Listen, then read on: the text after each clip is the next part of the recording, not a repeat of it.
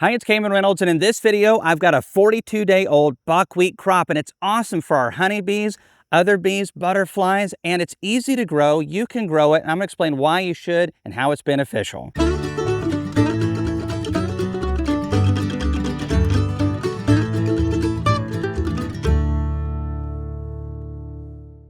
One of the reasons I love to grow it is because I'm a beekeeper and it provides nectar and maybe a little bit of pollen for them. But one of the unique things about buckwheat is that it only really produces nectar in the early mornings. Right now it's about 9 o'clock in the morning, and you might not be able to hear it, but there is just a roar of bees of all different types in this buckwheat.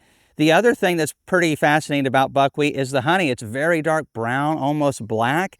And it's not the most delicious to me, but back in the day, it was very popular and demanded by bakers all over the U.S. and is still used in other countries and in some parts of the United States. One of the other things I love about it, and so many other people do as well, is its great use in the garden. It's an easy crop to grow. It's fast. It's easy to terminate as well. So if you're wanting to use this as a cover crop before something, maybe you're going to be planting corn in here, some other type of crop, this is a great way to start that ground and keep weeds from growing.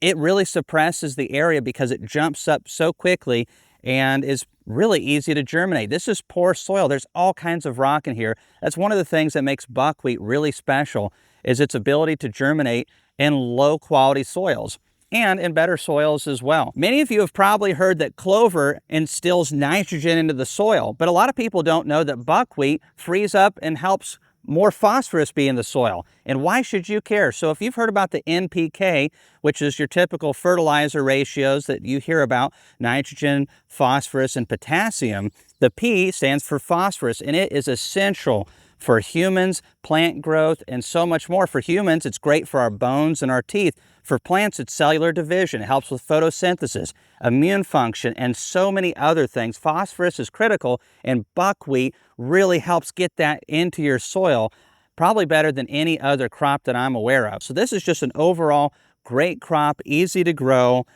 The deer love it as well. So if you like deer or other types of mammals that enjoy greens, let me tell you, they have walked through these fields. They eat quite a bit of it. If there's one negative thing to buckwheat, and I don't think it's that big of a deal as long as you're timely, it's its ability to reseed itself. It's really good at that. And it's very easy to pull up. So it's an easy crop to terminate. And if you're going to have to deal with weeds, I would prefer to deal with buckwheat. However, before it sets its seeds, you need to go ahead and terminate it if you don't want buckwheat to keep coming up in that area. However, if you do, and you're like me, because my honeybees absolutely love this, I am in the middle of a dearth period. And so in the early mornings, this is producing nectar for my bees, and that nectar is really a premium product on helping them just continue to go forward. Did you know that as bees take nectar from all manners of plants, buckwheat included, as they ripen that down, hydrogen peroxide is created. And this really helps the bees' immune system, the pathogens that could be in the hive that are just naturally there. Nectar is really good for bees. And so planting buckwheat during periods where I don't naturally have nectar in my area, and in Tennessee, that's June, July, and August primarily, this can really help my bees out, feed the deer, feed my soil, and feed my soul, because hearing this hum of bees is awesome. So it's super easy to plant. Let's talk about that one real quick. How we planted this crop 42 days ago is we tilled the soil up, we got it weed free, and then we just broadcasted buckwheat all over it. And there's two methods you can employ past that point. One, do it right before a rain. And so you get a good rain that's going to push it into the soil, and that helps quite a bit. Or you can take a rake if you're doing just a garden bed. Maybe you have a garden bed that you've finished with the crop and you don't have something for quite a while. You can plant buckwheat in there, work it in with a rake, and just broadcast it by hand.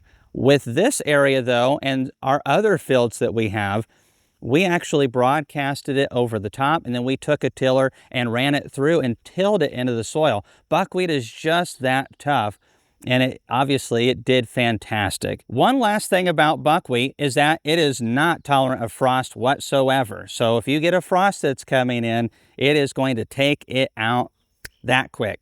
And so it's a crop that has a lot of benefits, especially if you need something quick and in the short term to help your soil, protect it. Maybe you don't want weeds growing, so you plant this instead and you want to feed the pollinators. I've seen butterflies, I've seen bumblebees, I've seen carpenter bees, I've seen small sweat bees and other types of little bees. I don't even know what the names of them are. And of course, there's tens of thousands of my honeybees over in here. And we've seen several beetles and other pollinators. That's one of the awesome things about planting these cover crops, and buckwheat is one of my favorites because it's easy to grow. The seeds are pretty darn cheap for a cover crop seed. The wildlife loves it. The pollinators love it. I love it. What can be bad about buckwheat other than that honey that's brown and tastes like garbage?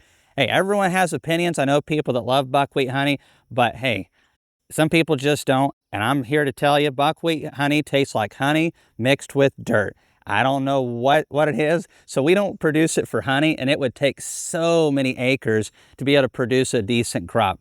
We're not into growing buckwheat for that. We're in it for our soil, and we're in it to just feed the local bees, our bees, and just make everything better and healthier. Thanks for watching this video, and if you have any questions about buckwheat, we'll see you in the comments.